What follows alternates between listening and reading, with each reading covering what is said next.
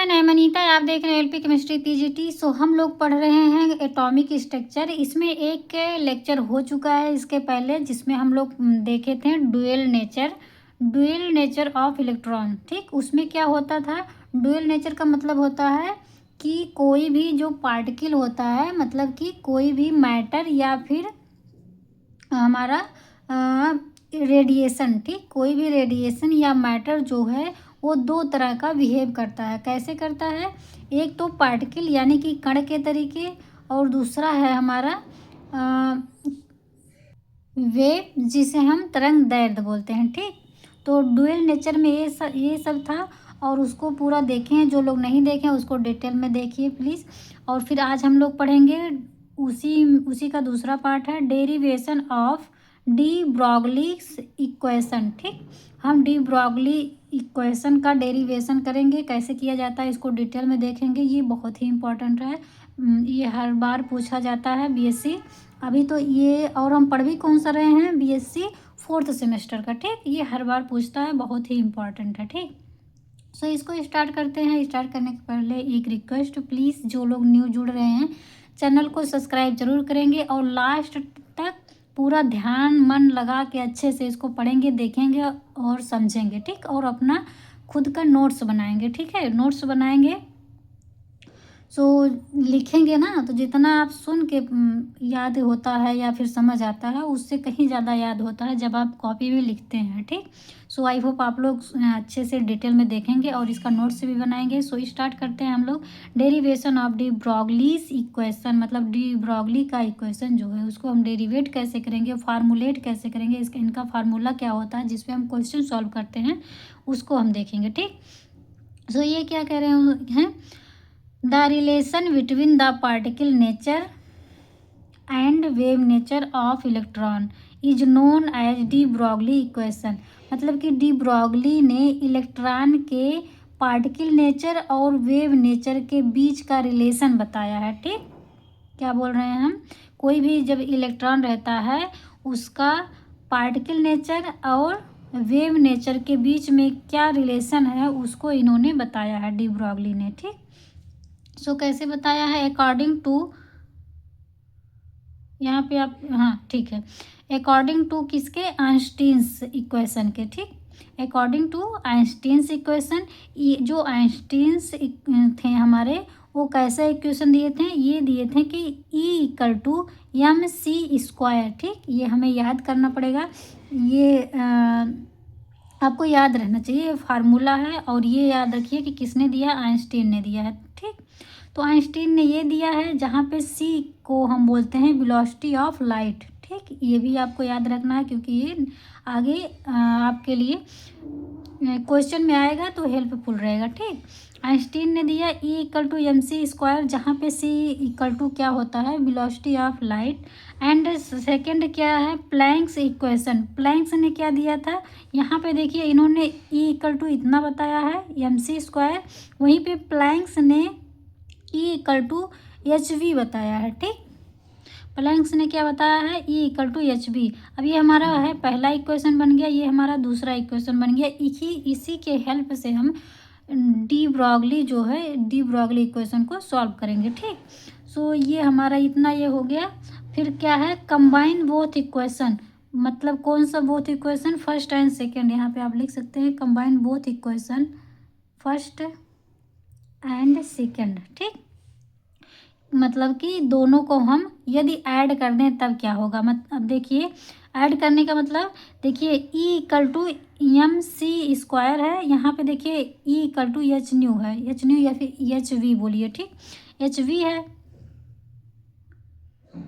क्या है? hv। ठीक, अब ई दोनों सेम ही है, इसके इक्वल टू इतना है, तो हम इसको mc² = hv लिख सकते हैं आराम से। ठीक, जैसे कि आप देख सकते हैं ये। ठीक, ये दोनों क्यों लिख रहे हैं? आप देख रहे हैं कि E = mc² है, यहाँ पे देखिए E = hv है। ठीक, जब दोनों ई है, इसी वजह से हम mc² = hv लिख देंगे। ठीक, ऐसा होता है।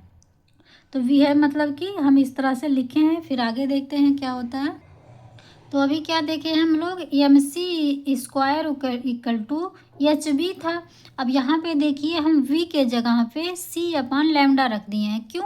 क्योंकि ये भी फार्मूला है, ये भी हमें याद रखना है कि v equal to C upon lambda होता है। तो जब v equal to C upon lambda होता है तो हम यहाँ पे जो v था उसके स्थान पे सी अपन लैम्डा रख दिए हैं। ठीक, इतना हो गया। सो और जो एम सी स्क्वायर है ये सेम है, इसमें कोई नहीं कुछ नहीं किया गया है, केवल हम v के जगह पे इतना रख दिए हैं। क्यों? क्योंकि v इक्वल टू इतना होता है। ठीक, सो देखिए आगे क्या है, यहाँ पे देखिए ये जैसे यहाँ पे देखिए स्क्वायर है। ठीक, ये स्क्वायर है, इसका मतलब हम इस तरह से लिख सकते हैं कि c इंटू सी, ये हमारा इंटू है, मल्टीप्लाई का निशान है, गुणा का। ठीक है, ये हमारा गुणा का निशान है, मतलब m इंटू सी, यहाँ पे जो स्क्वायर लगा है मतलब कि 2cc है, इसी वजह से हम यहाँ पे स्क्वायर लगाए हैं, तो हम इसको हम अलग अलग करके लिख दिए हैं। ठीक, और देखिए यहाँ पे c है, इसको हम यहाँ से ऐसे गुणा कर देंगे, तिर्यक गुणा इसे बोलते हैं। ठीक, जैसे अभी आप इसके जो पिछला क्लास रहा होगा जैसे इंटर में या फिर इसके उसके भी पहले कुछ कहीं ना कहीं थोड़ा बहुत तो पढ़ा ही होगा। अगर नहीं पढ़ा है तो आप यहीं पे देखिए, इसमें क्या है ना कि अगर हम जब ये इस तरह से गुणा करते हैं, अब यहाँ पे देखिए अपान में कुछ नहीं है तो मतलब यहाँ पे एक तो है ही है ये। ठीक, और ये हमारा ऊपर सी है, तब इस तरह से गुणा करेंगे, ये ऊपर वाला इसके नीचे वाले में होता है और इसका गुणा यहाँ नीचे वाले में होता है। ठीक, यही चीज़ किया गया है, लेकिन तो हाँ इसका हम इसमें नहीं किए हैं, केवल सी का ही किए हैं। ठीक, तो कैसे कर रहे हैं, तो देखिए यहाँ पे एम सी सी 2c है, ये कर दिए हैं, और यहाँ पे तिर्यक गुणा यानी कि तिरछा गुणा यहाँ कर दिए हैं, तो सी के नीचे आ गया है। ठीक, इसका तो अगर ये यहाँ पे चला आया तो कितना बचेगा, एच बचेगा ऊपर और नीचे लैम्डा बचेगा। ठीक, और सी तो नीचे आ जा रहा है जैसे कि यहाँ पे आप लोग देख सकते हैं। ठीक, इस तरह से नीचे आ जाएगा और एच अपन लैम्डा केवल बचेगा। ठीक, अब देखिए ऊपर सी है नीचे भी सी है, तो ये कैंसिल हो जाएगा, इसको हमने कट कर दिया। बचा क्या, एम और सी, एम इंटू सी बचा है, यानी कि एम और सी बचा है, और इधर वैसे सेम है एच अपन लैम्डा। ठीक, ये इतना समझ आया, आई होप समझ आया आप लोग को। सो उसके बाद क्या है, यहाँ पे देखिए लैम्डा इक्वल टू हमें लाना है, कैसे लाएंगे, तो देखिए ये लैम्डा जो है हम इधर कर देंगे और एम सी को इधर कर देंगे। कैसे, जैसे कि हम बोले अभी यहाँ पे तिर्यक गुणा करेंगे, यदि हमें इस तरह से आ जाए कि हमें देखिए यहाँ पे एच अपन लैम्डा है, इधर एम सी है, तो हमें यदि लैम्डा इक्वल टू करना है तो क्या करना रहेगा, गुणा कर देंगे। यहाँ पे मान लीजिए एक है, कुछ नहीं है तो एक रहता है, कहीं जब मैथ में ये रहता है कि कहीं पे अगर कुछ नहीं है तो वहाँ पे एक तो रहता ही रहता है। ठीक,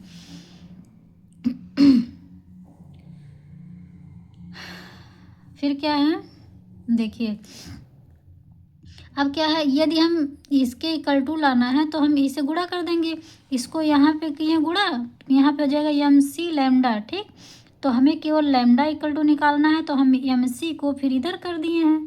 ठीक, ऐसे करके देखिए, देखिए ऐसे है ना, M C equal to H upon lambda. ठीक, अब तिर्यक गुणा मतलब इसको यहाँ कर देंगे, और ये जो है करना हो, अगर इसको भी करना है तो हम इसको यहाँ पे कर देंगे, यहाँ पे मतलब एक है तो इसमें गुणा कर देंगे। ठीक, लेकिन अभी के लिए क्या करना है, केवल हमें लैम्डा इक्वल टू लाना है, तो हम इसका इसमें मल्टीप्लाई कर देंगे, तो ये हो जाएगा M C lambda equal to H, ये आ जाएगा। ठीक, अब हमें लैम्डा इक्वल टू लाना है, तो इसको देखिए यहाँ पे मल्टीप्लाई हुआ है, यहाँ पे देखिए दूसरा रूल है कि यदि मल्टीप्लाई इधर हुआ है मतलब कि इधर गुणा हुआ है, तो जब हम इसको कोई भी इसमें से इधर करेंगे तो भागे में आ जाता है, अपान में आ जाता है। ठीक, तो हमें तो लैम्डा इक्वल टू लाना है, तो इसको हम यहीं पे रहने देंगे और इसको जो है इधर ले आएंगे, तो क्या होगा, अपान में हो जाएगा, जिसे एच अपान एम सी। ठीक, इस तरह से। ओके, सो ये इतना हो जाएगा, तो हमें इतना मिल गया। अब क्या करेंगे, देखिए ये मिल गया। अब देखिए हम v को रिप्लेस कर देंगे, कैसे, देखिए वेलोसिटी यानी कि v can replace speed of light of c। ठीक, अभी हम लोग पढ़े थे जो c है ये क्या है, लाइट ऑफ स्पीड। ठीक, स्पीड ऑफ लाइट है, एंड v जो है ये भी हमारा क्या रहता है, वेलोसिटी, ये भी स्पीड ही रहता है, मूवमेंट रहता है। ठीक, सो हम c के स्थान पे v को लिख देंगे, दोनों मूवमेंट है तो हम स्पीड है दोनों, तो हम c की जगह पे v लिख देंगे। तो इसमें कोई चेंजिंग नहीं है, केवल यहाँ पे चेंजिंग है क्या, वी लिख दिए हैं। जैसे देखिए लैम्डा यहाँ पे भी एच यहाँ पे एच अपान यम और सी की जगह पे वी लिख दिए हैं, ठीक। और क्यों लिखे हैं, क्योंकि ये स्पीड ये है हमारा, जो सी है ये भी स्पीड है, लेकिन तो डिफरेंस क्या है, ये लाइट का स्पीड है और वी जो वेलोसिटी रहता है ये भी हमारा स्पीड ही रहता है, ठीक। सो हम इस तरह से कर दिए, ये इक्वेशन बन गया हमारा थर्ड इक्वेशन नंबर बन गया। फिर आगे देखेंगे क्या कह रहा है, now momentum P equal to M B, ठीक। ये हमारा जो है यहाँ पे अब एम बी आ गया। अब हम इसके पहले जो था डुअल नेचर में भी बताए थे, एम बी हमारा क्या होता है, मोमेंटम, और एम बी इक्वल टू होता है P, ठीक। सो यहाँ पे देखिए momentum P equal to M B होता है, तो हम एम बी के स्थान पे एम और v के स्थान पे P आराम से रख सकते हैं, ठीक। सो देखिए यहाँ पे पुट कर दिए value, so putting value M B in equation third, ठीक। तो एम बी को हम यहाँ पे हटा के P लिख देंगे, तो यहाँ पे देखिए आ गया P। तो ये हमारा क्या है, डी ब्रॉगली इक्वेशन है, क्या, lambda equal to H upon P, ये डी ब्रॉगली इक्वेशन है। This is equation is de Broglie equation, okay. So I hope समझ आया आप लोग को। यहाँ पे क्या चीज़ है इसको देख लेंगे कि यहाँ इसको तो पहले बता भी चुके हैं, बट इसमें भी लिखिएगा क्योंकि वो अलग था। जब ये पेपर में आएगा तो ये पूरा डेरिवेशन करेंगे और ये इसको कहते क्या है ये भी आप लिखेंगे, ठीक। So P equal to momentum of particle, lambda क्या होता है, वेव लेंथ होता है, और एच क्या होता है, प्लैंक से कांस्टेंट होता है। और इसका वैल्यू हमने बोला था 6.625 इंटू 10⁻⁻34 जूल सेकेंड होता है, ठीक। सो आप लिखना चाहें यहाँ पे भी लिख लीजिए, और इसका पिछला लेक्चर भी ज़रूर देखिएगा, तभी आपको, अगर शुरू से देखेंगे तभी समझ आएगा, ठीक है। सो आई होप आप लोग को ये डी ब्रॉगली इक्वेशन समझ आया है। अगर थोड़ा बहुत डाउट रहा हो वीडियो को पीछे करिए, फिर से देखिए, और जिन लोग को आता है ना वो लोग थोड़ा स्पीड में करके आप रिवीजन कर लिया करिए, ठीक है, लेकिन देखा करिए और अच्छे से नोट्स बनाइए। सो आई होप आप लोग को समझ आया। अगेन रिक्वेस्ट एंड पहले तो थैंक यू यहाँ तक देखने के लिए। बाकी जो न्यू है वो प्लीज़ सब्सक्राइब ज़रूर करेंगे और लाइक करिएगा। सो आज के लिए इतना ही, मिलते हैं नेक्स्ट वीडियो में, तब तक के लिए बाय बाय।